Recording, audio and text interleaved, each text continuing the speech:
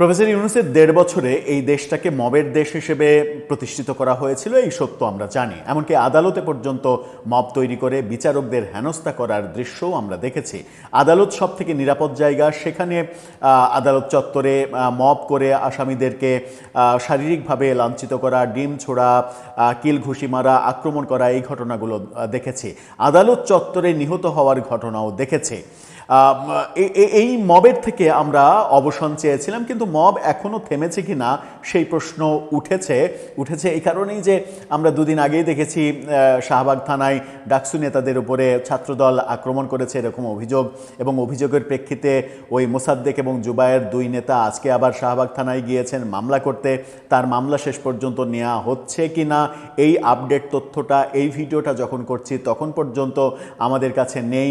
তারা অভিযোগ করছে তাদের উপরে মব করা হচ্ছে, অথচ তারাই একসময় মব করেছে, মবের নেতৃত্ব দিয়েছে এবং মবকে পৃষ্ঠপোষকতা দেয়া, মবকে সমর্থন করা, এই ঘটনাগুলো ঘটিয়েছে।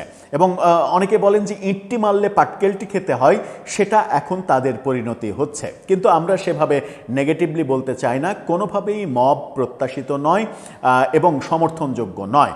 এবার সিনিয়র আইনজীবী এবং বীর মুক্তিযোদ্ধা জেরাই খান পান্না, তিনি আজকে যে মন্তব্য করলেন সেটা একটা ভয়াবহ মন্তব্য। প্রফেসর ইউনূস এবং তার মব নিয়ে ভয়াবহ রকমের মন্তব্য করেছেন। ঠিক এই ধরনের মন্তব্য করে প্রফেসর ইউনূসের আমলে সাংবাদিক আনিস আলমগীর, তাকে সন্ত্রাস বিরোধী আইনে জেলে যেতে হয়েছিল প্রফেসর ইউনূসের মেটিকুলাস কারসাজিতে। আমি নিশ্চিত যে জেরাই খান পান্না এই মন্তব্য যদি প্রফেসর ইউনূসের আমলে করতেন তাহলে তাকে আজকেই গ্রেপ্তার করা হতো। কি বললেন তিনি, কি বোঝাতে চাইলেন, সেটা কতটা সমর্থনযোগ্য কিংবা সেটা কতটা বাস্তবসম্মত, সেটাই হবে কিনা, হতে যাচ্ছে কিনা, চলুন একটু জেনে দেখি এই ভিডিওতে। থাকবেন পলিটিক্স টিভির নিয়মিত আয়োজনে।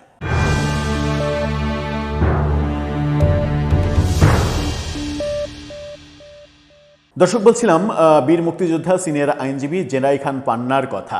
একটা সময় তিনি আওয়ামী লীগের রাজনীতির সঙ্গে জড়িত ছিলেন, কিন্তু এখন তিনি রাজনীতি করেন না, রাজনীতির সঙ্গে যুক্ত নন। জেরাই খান পান্নাকে অনেকবার গ্রেপ্তার করার চেষ্টা করা হয়েছে প্রফেসর ইউনূসের আমলে, তার নামে মামলাও দেওয়া হয়েছে, কিন্তু তাকে কেন যেন প্রফেসর ইউনূস গ্রেপ্তার করতে পারেননি। হয়তো ভয়েই গ্রেপ্তার করেননি, কারণ তার মতো একজন বরেণ্য আইনজীবীকে গ্রেপ্তার করলে, যিনি রাজনীতির সঙ্গে সংশ্লিষ্ট নন, তাকে গ্রেপ্তার করলে প্রফেসর ইউনূস সরকারের মহা সর্বনাশ হয়ে যেতে পারত। তার আয়োজিত অনুষ্ঠান থেকে বীর মুক্তিযোদ্ধা, সাবেক মন্ত্রী লতিফ সিদ্দিকী, সাংবাদিক মঞ্জুরুল আলম পান্না, ঢাকা বিশ্ববিদ্যালয়ের শিক্ষক হাফিজুর রহমান কার্জন, তাদেরকে গ্রেপ্তার করে সন্ত্রাস বিরোধী আইনে কারাগারে নিক্ষেপ করা হয়েছে মেটিকুলাস ডিজাইনে। সেগুলো আমরা দেখেছি। অপরাধ ছিল কি? অপরাধ হচ্ছে ৭২-এর সংবিধান নিয়ে একটা গোল টেবিল বৈঠকে তারা উপস্থিত ছিলেন। ৭২-এর সংবিধান নিয়ে আলোচনা করা প্রফেসর ইউনূসের নজরে সন্ত্রাসী কার্যক্রম।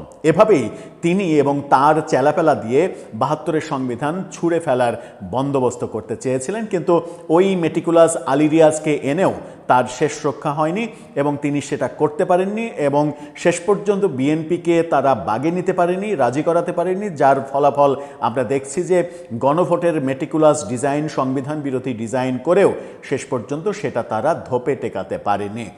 জেরাই খান পান্না ভয়াবহ মন্তব্য করেছেন। কালের কণ্ঠের শিরোনামটা দেখে নিন। তিনি বলছেন মব হবে ইউনূসের উপর। পান্না, মব হবে ইউনূসের উপরে, এটা একটা ভয়ঙ্কর বক্তব্য।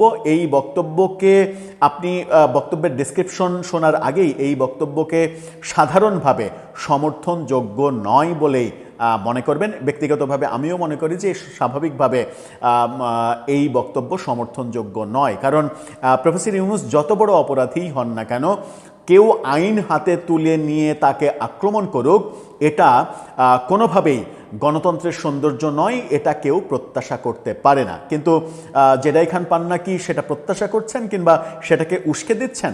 না, আমার মনে হয়েছে যে সেটা তিনি করছেন না, তবে তিনি নির্মম সত্যটা হয়তো প্রকাশ করে দিয়েছেন। তাহলে কি ব্যাপারটা এরকম যে মবের ভয়েই প্রফেসর ইউনূস ক্ষমতা থেকে যাওয়ার 2 দিন আগে নিজেই নিজেকে ভিভিআইপি হিসেবে ঘোষণা দিয়েছেন এবং এসএসএফ নিরাপত্তা নিশ্চিত করেছেন? ব্যাপারটা কি তাই? জেরাই খান পান্নার এই বক্তব্যটা যদি আমলে নেওয়া যায় তাহলে ব্যাপারটা তাই দাঁড়ায়। এবং কোনো কোনো ক্ষেত্রে এই ব্যাপারটা অস্বীকার করারও উপায় হয়তো নেই, কারণ মবকে এই সমাজে যেভাবে তিনি প্রতিষ্ঠিত করেছেন, ওই যে ইঁটটি মারলে পাটকেলটি খেতে হয় সেরকম পরিণতি তারও হতে পারত। সেই কারণেই তিনি এসএসএফ নিরাপত্তা নিয়েছেন, এটা অনেকেই বলার চেষ্টা করেন। কিন্তু কোনোভাবেই পৃথিবীর সর্বোচ্চ নিকৃষ্টতম অপরাধীকে আক্রমণ করার জন্য আইন হাতে তুলে নেয়া কিংবা মব করা এটা সমর্থনযোগ্য নয়। জেরাই খান পান্না কি বলছেন? অন্তর্বর্তী সরকারের প্রধান হিসেবে ডক্টর ইউনূসের মতো লোক দেশের শাসনভার গ্রহণ করেছেন, এটি আমাদের জন্য লজ্জাজনক বলে মন্তব্য করেছেন তিনি। বলেছেন মব হবে তার উপরে। সুপ্রিম কোর্টের মতো জায়গায় ভেতরে মব হয়েছে, এর চেয়ে আর কি অবনতি দেখব আমরা? অর্থাৎ সুপ্রিম কোর্টে যে মব হয়েছে এবং সেই মব যে প্রফেসর ইউনূস করিয়েছে, মব করিয়ে বিচারকদের সরিয়ে দেওয়ার ব্যবস্থা করেছে, এগুলো সবই প্রফেসর ইউনূস এবং আসিফ নজরুলের কারসাজি। আসিফ নজরুল মানে মুখে মধু অন্তরে বিষ, এই ব্যাপারটা যেটা বাংলায় খুবই মানে জনপ্রিয় একটা প্রবাদ রয়েছে, সেই প্রবাদটা কতটা সত্য এক আসিফ নজরুলকে দেখলেই বোঝা যায়। তিনি বলছেন যে মানে জেরাই খান পান্না বলেন ইউনূসের মতো লোক এই দেশের শাসনভার গ্রহণ করেছে, এটা আমাদের জন্য লজ্জাজনক। সে বলে গেছে আমার কাছে শুধু লোক চাই, কোথায় সে আসে না কেন দেশে। তিনি বলছেন যে আমার কাছে শুধু মানুষ লোক চাই। ওই যে একটা বক্তব্যে বলেছেন যে মানে পৃথিবীর এত লোক আমাদের কাছে দরখাস্ত পাঠাচ্ছে, তার কাছে নাকি দরখাস্ত পাঠাচ্ছে, অ্যাপ্লিকেশন পাঠাচ্ছে যে আমাদেরকে এত লোক দাও, আমাদেরকে এত লোক দাও, আমাদেরকে এত লোক দাও। তিনি বলছেন যে 26-27 সালে এই দরখাস্তে কাজ হবে না, তারা এসে আমাদেরকে হাতে পায়ে ধরবে, কারণ আমাদের ছাড়া আর কোনো দেশের এত লোক দেওয়ার সামর্থ্য নেই। এরকম ভুয়া আজগবি বক্তব্য দিয়ে জনগণকে একটা ধোঁকা দেওয়ার চেষ্টা করেছিলেন। পৃথিবীর সমস্ত মানুষ নাকি তাকে দরখাস্ত দিচ্ছে, অথচ তার শাসনামলে পৃথিবীর একটি মাত্র দেশ তার সঙ্গে বন্ধুত্ব করেছে, সেই দেশের নাম হচ্ছে পাকিস্তান। তাছাড়া এবং পাকিস্তান পৃথিবীর অন্যতম অকার্যকর একটা রাষ্ট্র, সন্ত্রাসী রাষ্ট্র, যে রাষ্ট্রকে পৃথিবীর অধিকাংশ সুস্থ রাষ্ট্রই ঘৃণা করে। মানে কখনো কখনো আপনি আমেরিকার সঙ্গে তার বন্ধুত্ব দেখে আশ্চর্য হওয়ার কারণ নেই যে পাকিস্তান আমেরিকার বন্ধু হয়ে গেছে, তা নয়। টিস্যু যেভাবে ব্যবহার করে, আমেরিকা পাকিস্তানকে ওই ইরান যুদ্ধের ইস্যুতে টিস্যু হিসেবে ব্যবহার করছে।